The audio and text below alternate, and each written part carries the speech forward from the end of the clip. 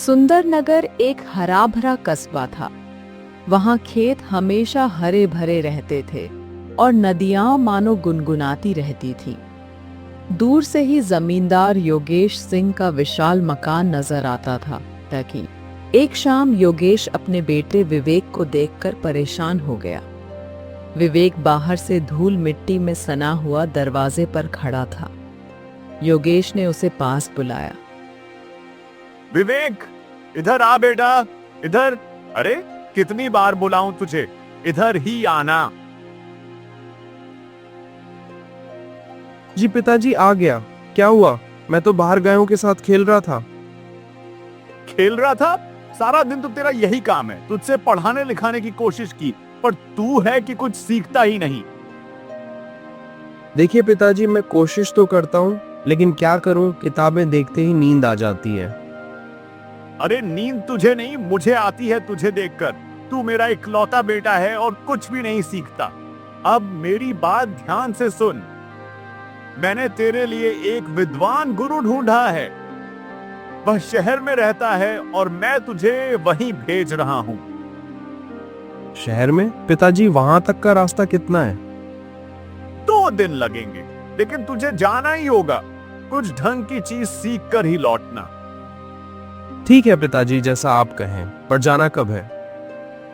कल सुबह बैलगाड़ी तैयार रहेगी। रामू नौकर तुझे छोड़ आएगा। अब जाकर तैयारी कर ले। ठीक है पिताजी, मैं बैग में कुछ कपड़े रख लेता हूँ और कुछ खाने को भी दे दीजिएगा। हाँ हाँ, सब मिल जाएगा, लेकिन वहां जाकर कोई मूर्खता मत करना, समझ गया?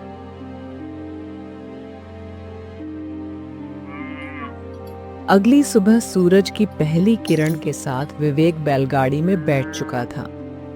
रामू ने बैल को हाँकते हुए गाड़ी शहर की ओर बढ़ाई। योगेश दरवाजे पर खड़े होकर उसे जाते देख रहे थे। उनके मन में उम्मीद भी थी और थोड़ी नाराजगी भी।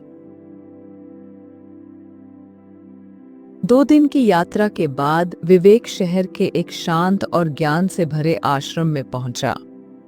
वहां हर ओर किताबें थीं और एक गंभीर शांति फैली थी। गुरुजी बाहर खड़े थे। उन्होंने विवेक को देखा और मुस्कुराकर बोले, आ गया तू ही है ना? तू विवेक, योगेश का बेटा। जी हाँ गुरुजी, पिताजी ने ही मुझे आपके पास भेजा है। ठीक है, तो सुन, आज से तू मेरा शिष्य है। मैं तुझे पढ़ना लिखना सिखाऊंगा। तैयार है ना? जी बिल्कुल गुरुजी, मैं पूरी कोशिश करूंगा। बस एक दिक्कत है। क्या दिक्कत? किताबें देखते ही मुझे नींद आ जाती है। अरे नींद को हम दूर भगा देंगे। ये ले, ये किताब पकड़। रोज इसे पढ़ और जो समझ में आए वो मुझे बताना। जी गुरुजी, वैसे इसमें लिखा क्या है?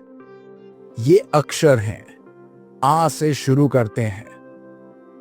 चल मेरे साथ बोल। आ। गुरुजी, बाहर कोई कुत्ता भौंक रहा है। अरे कुत्ते को छोड़, तू किताब पे ध्यान दे। मोआ। गुरुजी, वो कुत्ता तो कुछ कह रहा है। क्या कह रहा है? कुत्ते पे ध्यान मत दे। किताब देख, अक्षर पढ़। विवेक ने किताब तो खोली, पर उसका मन हर दिन आश्रम के बाहर भौंकते कुत्तों में उलझा रहता। वह चुपचाप बैठकर उनकी आवाजें सुनता रहता।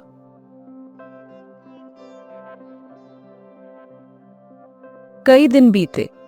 एक दिन गुरुजी ने विवेक से पूछा, क्यों विवेक, कुछ सीखा या बस कुत्तों के पीछे ही पड़ा रहा? क्या हालात हैं? सीखा है गुरुजी, अब मैं कुत्तों की भाषा समझने लगा हूँ। जब वो भौंकते हैं तो मुझे पता चलता है कि वो क्या कहना चाहते हैं। क्या? मैंने तुझे अक्षर सिखाने की कोशिश की और तू कुत्तों की बोली सीख रहा है। जी गुरुजी, मुझे मजा आता है। एक दिन एक कुत्ता कह रहा था कि कोई उसे परेशान करता है। ठीक है विवेक, अब 13 साल पूरा हो गया। तू घर लौट जा। अपने पिता से कहना कि तूने क्या सीखा है।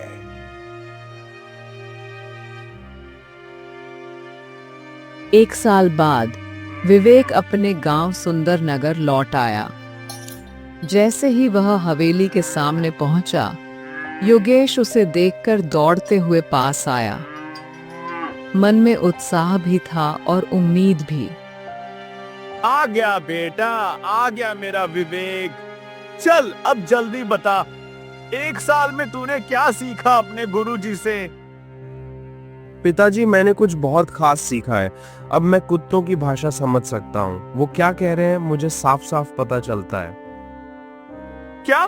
कुत्तों की भाषा? अरे ये क्या बकवास कर रहा है विवेक? तुझे पढ़ने लिखने के लिए भेजा था या कुत्तों से बातें करने? नहीं पिताजी, सच में।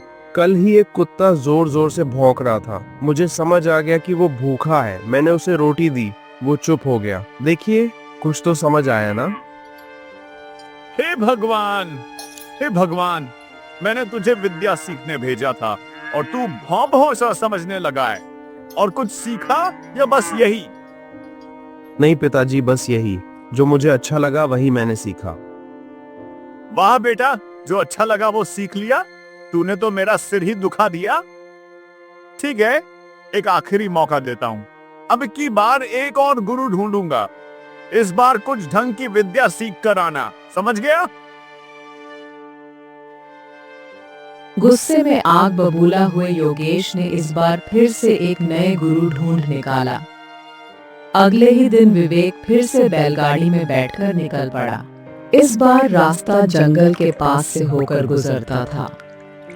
वहां एक आश्रम था, शांत, हरियाली से भरा और सुबह सुबह पक्षियों की चहचहाहट से गूंजता। विवेक जैसे ही आश्रम पहुंचा, गुरुजी ने उसे बुलाया। आओ आओ विवेक, मेरे पास आओ। योगेश ने तुझे मेरे पास भेजा है। अब हम कुछ सच्चा ज्ञान सीखेंगे। मैं तुझे श्लोक सिखाऊंगा, ध्यान से सुन, बोल मेरे साथ। ओम नमो भगवते वासुदेवाय। ओम नमो। गुरुजी, बाहर चिड़िया बोल रही है। अरे चिड़िया छोड़ो, पूरा श्लोक बोलो। बोलो, ओम नमो भगवते वासुदेवाय। ओम नमो भगवते वासुदेवाय। लेकिन गुरुजी, चिड़िया कुछ कह रही है। क्या कह रही है चिड़िया? तू श्लोक पर ध्यान दे, पंछियों पर नहीं।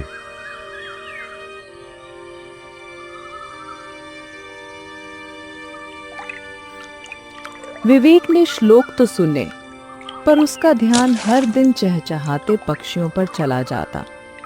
वह रोज आश्रम के आसपास बैठकर उनकी आवाजें सुनता और समझने की कोशिश करता। एक दिन गुरुजी ने उसे बुलाकर पूछा, तो विवेक बेटा, कुछ सीखा या बस चिड़िया ही गिनते रहे? सीखा है गुरुजी। अब मैं पक्षियों की भाषा समझने लगा हूँ। कल एक कबूतर कह रहा था कि बारिश आने वाली है और आज सच में हल्की बूंदें पड़ी। कितना मजा आया। पक्षियों की भाषा? मैंने तुझे वेद शास्त्र सिखाने की कोशिश की और तू चिड़ियों की बोली सीख रहा है। गुरुजी, जो मुझे अच्छा लगा वही सीखा। ठीक है, तेरा 1 साल पूरा हुआ। अब जा, घर जा और अपने पिताजी को जाकर बताना तूने क्या सीखा। 1 साल बीतने के बाद विवेक सुंदर नगर लौटा। योगेश दरवाजे पर उसका इंतजार कर रहे थे। हाँ विवेक, बोल बेटा, इस बार तो कुछ सीखा होगा। क्या सीखा? हाँ पिताजी, इस बार मैंने पक्षियों की भाषा सीखी है। अब मुझे समझ आता है कि वो क्या कह रहे हैं। पक्षियों की भाषा? हे भगवान, तूने मेरा समय और पैसा दोनों डुबो दिए। तुझे पढ़ने भेजा था, ये क्या सीख कर आया? पिताजी, सच में कल एक कबूतर कह रहा था कि बारिश होगी और देखिए, आज सुबह हल्की बारिश हो भी गई। बस कर बेटा, अब जानवरों और पक्षियों से बातें करना ही रह गया है तुझे। शर्म नहीं आती? पिताजी, जो मुझे अच्छा लगा मैंने वही सीखा। मुझे तेरे अच्छे लगने की कोई परवाह नहीं। तू तो दिमाग का दही कर चुका है मेरा। सुन, अब की बार आखिरी मौका दे रहा हूं, एक तीसरा गुरु ढूंढूंगा। अगर इस बार भी कुछ न सीखा तो तू मेरा बेटा नहीं और मैं तेरा बाप नहीं।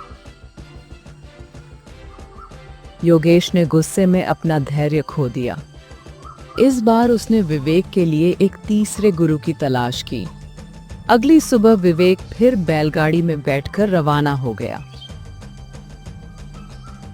गांव से दूर एक आश्रम था जिसके पास एक बड़ा तालाब था। वहां दिन रात मेंढकों की टटर सुनाई देती थी। जैसे ही विवेक पहुंचा, गुरुजी ने उसे देखा और अपने पास बुलाया।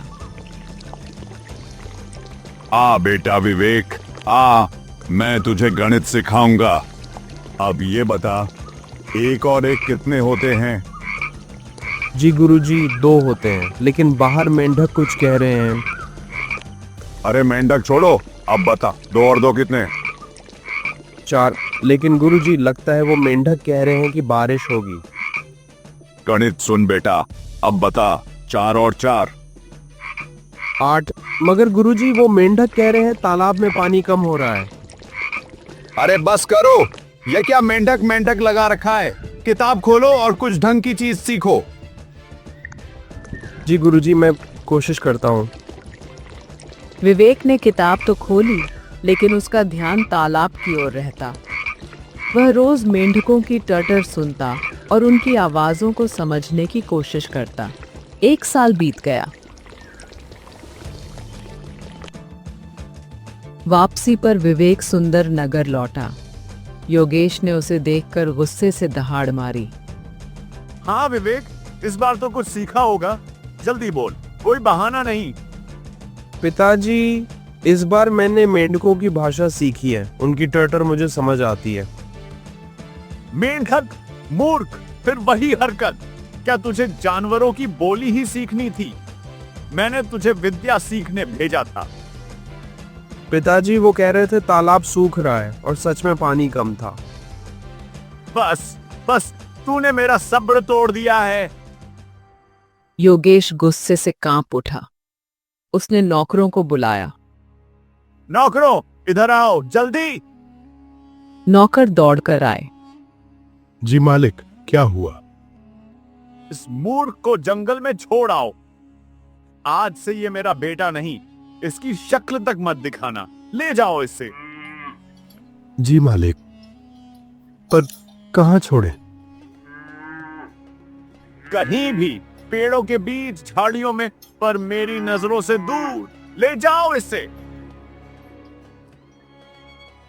नौकरों ने विवेक को उठाया, बैलगाड़ी में डाला और उसे दूर एक सुनसान जंगल के बीच छोड़ आए। वहां चारों ओर सन्नाटा था। विवेक अकेला रह गया। भूखा प्यासा विवेक जंगल में भटकता रहा। सूरज ढल रहा था और ठंडी हवा चलने लगी थी। तभी उसे दूर एक पुराना लेकिन मजबूत किला दिखाई दिया। थके हुए कदमों से वह उस किले की ओर बढ़ा। द्वार पर एक चौकीदार खड़ा था। भैया, मुझे रात यहीं बितानी है। जंगल में भटक रहा हूँ, कोई ठिकाना नहीं मिला। इजाजत मिल जाए तो बहुत मेहरबानी होगी। कौन है तू? कहां से आया है? खैर रुक, मालिक से पूछता हूँ, वो अंदर है, चल मेरे साथ आ। विवेक चौकीदार के पीछे चल पड़ा। किले के भारी दरवाजे से अंदर गया तो देखा मालिक ऊंची कुर्सी पर बैठा है। कौन है तू लड़के? क्या चाहिए? अचानक कहां से अटपका? मालिक, मेरा नाम विवेक है। मैं जंगल में भटक रहा था, भूखा प्यासा हूँ। बस एक रात गुजारने की इजाजत चाहिए। विवेक, अच्छा सुन, किले के पीछे जंगली कुत्ते हैं। इतने खूंखार हैं कि कल ही एक आदमी को मार डाला। गांव वाले भी उधर जाने से डरते हैं। अब बता, फिर भी रुकना चाहता है? हाँ मालिक, मुझे कुत्तों से डर नहीं लगता। बस उनके लिए थोड़ा खाना दे दीजिए, मैं उनके साथ रह लूंगा। खाना? तू पागल है क्या? ये कुत्ते पहलवानों को नहीं छोड़ते और तू उनके साथ रह लेगा? मालिक, मुझे कुत्तों की भाषा समझ आती है, आप बस खाना दे दो। कुत्तों की भाषा? हाँ ठीक है, चल देखते हैं तेरा जादू। ए नौकर, ए नौकर, जी मालिक। इस लड़के के लिए रोटियां और मांस ले आ, देखूं क्या कमाल करता है। मालिक, आप इसे कुत्तों के पास भेज रहे हैं, वो तो इसे चीर डालेंगे। अरे चुप, तू अपना काम कर, ज्ञान मत दे। ये कह रहा है संभाल लेगा तो संभाल लेगा। नौकर दौड़ा और थोड़ी देर में खाना लेकर आया। मालिक ने खाना विवेक को थमाया और उसे किले के पीछे ले गया। अंधेरा था और कुत्तों की चमकती आंखें डरावनी लग रही थीं। ये रहा किले का पिछला हिस्सा, जा दिखा अपना कमाल, मैं यहीं से देखता हूं। आओ दोस्तों, भूख लगी होगी ना, ये लो खाना। आओ, डरना मत, मैं समझ रहा हूं तुम्हारी बात।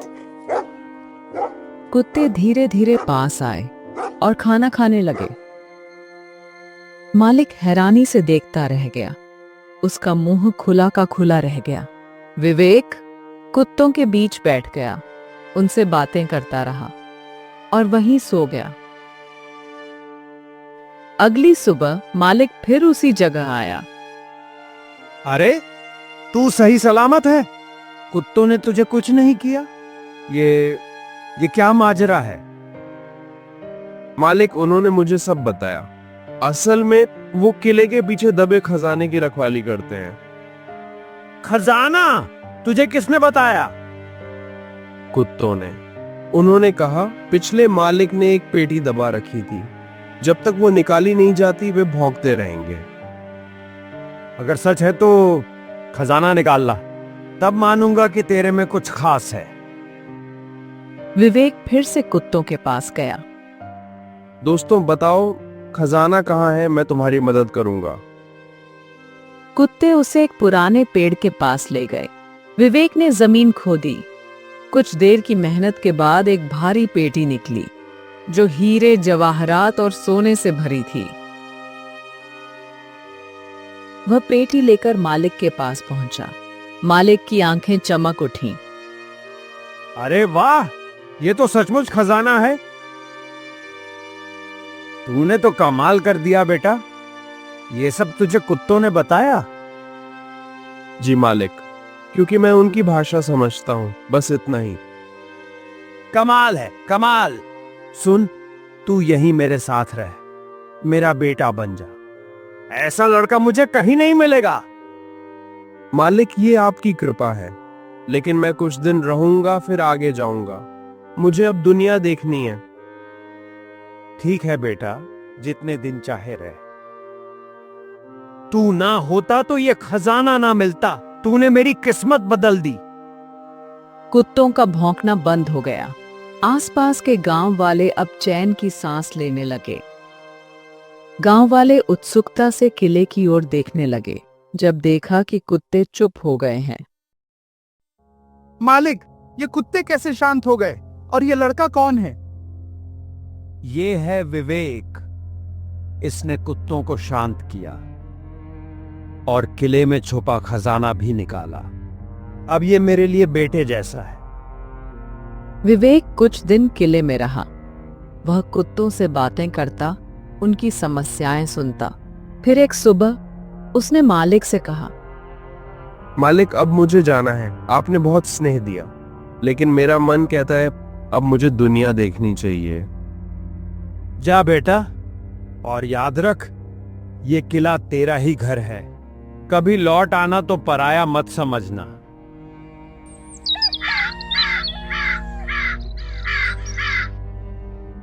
विवेक ने विनम्रता से सिर झुकाया और एक नई यात्रा पर निकल पड़ा। जंगल पीछे छूट गया। अब वह एक घने रास्ते से गुजर रहा था।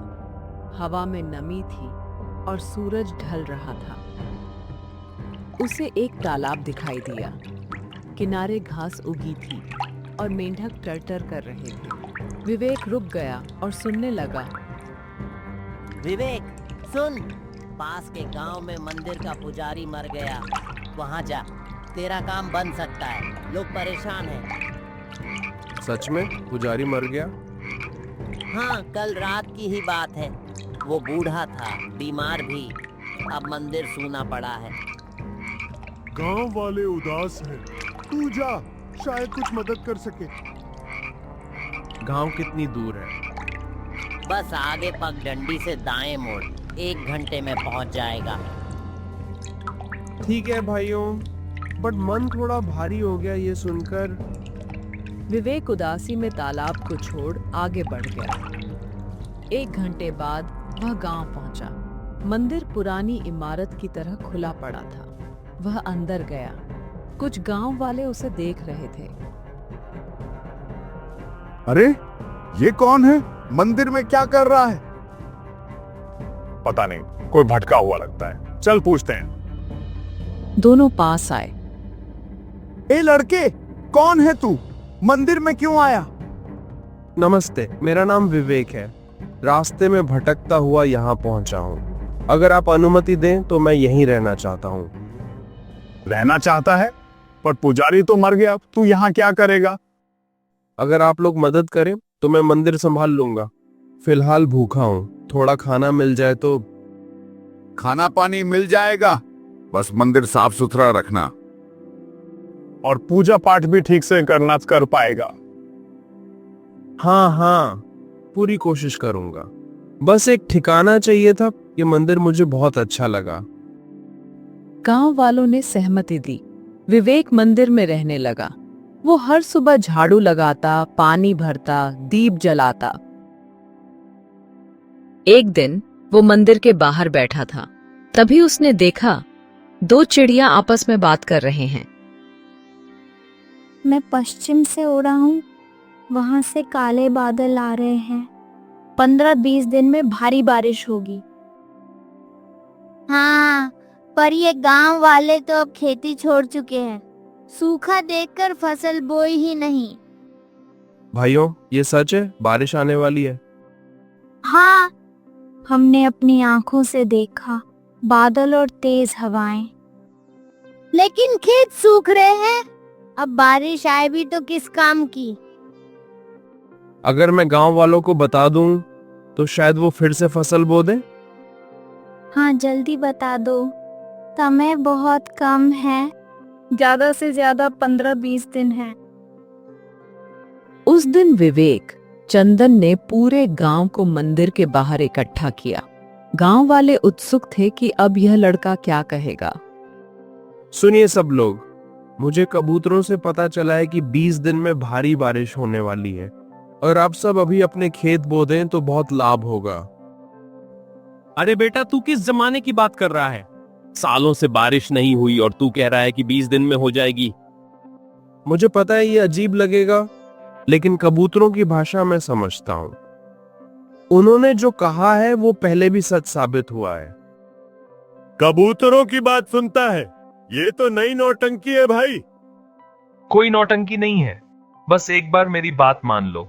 अगर बारिश नहीं हुई तो मंदिर छोड़ दूंगा, पर अगर हुई तो आप खुद समझ जाएंगे। ठीक है, अगर सच निकला तो इनाम भी दूंगा। और अगर झूठा निकला वो तो मंदिर से बाहर कर देंगे, समझा? बिल्कुल, पर मुझे भरोसा है इस बार बारिश जरूर होगी।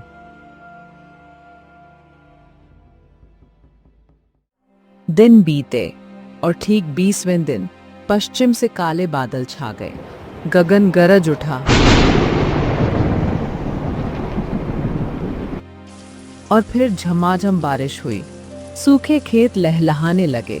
गांव हरियाली से चमक उठा। अरे वाह, तू तो सच निकला बेटा। देख खेतों को, हरे हो गए। तू तो जादूगर निकला। ले भाई, तेरा इनाम 2 बोरी अनाज। तूने हमें बचा लिया। शुक्रिया, बट मुझे इनाम नहीं, बस आप सबकी भलाई चाहिए। अब तू हमारा पुजारी बन जा, मंदिर भी संभाल, गांव भी। हाँ भाई, तूने हमें जोड़ा है, अब तू ही हमारा पथ प्रदर्शक बनेगा। ठीक है, मैं तैयार हूँ। विवेक गांव का पुजारी बन गया। उसकी ख्याति पूरे राज्य में फैल गई। उसकी बुद्धि, संवेदनशीलता और जानवरों से संवाद करने की कला सबको चमत्कृत कर रही थी। उधर एक दिन हरपाल को किसी ने खबर दी। अरे भाई हरपाल, तुझे पता है तेरा बेटा विवेक अब गांव का पुजारी बन गया है। क्या? मेरा चंदन पुजारी? अरे ये तो बड़ी गर्व की बात है। मैं तो उसे मूर्ख समझता था। मूर्ख? अरे भाई, उसने तो गांव में बारिश करवा दी, 2 चिड़िया से बात करके बताया था, सब लोग उसकी जय जयकार करते हैं। मुझे उससे माफी मांगनी चाहिए। मैंने तो उसे गलत समझा। अब समय आया, वो साधारण नहीं विशेष है। हरपाल की आंखें भर आईं। उसे एहसास हुआ जिसे वो मूर्ख समझता था, असल में वो उसका सबसे समझदार बेटा था। चंदन की मूर्खता ही उसकी ताकत बन गई। कभी जिसे ठुकराया गया वही अब गांव की आशा बन चुका था।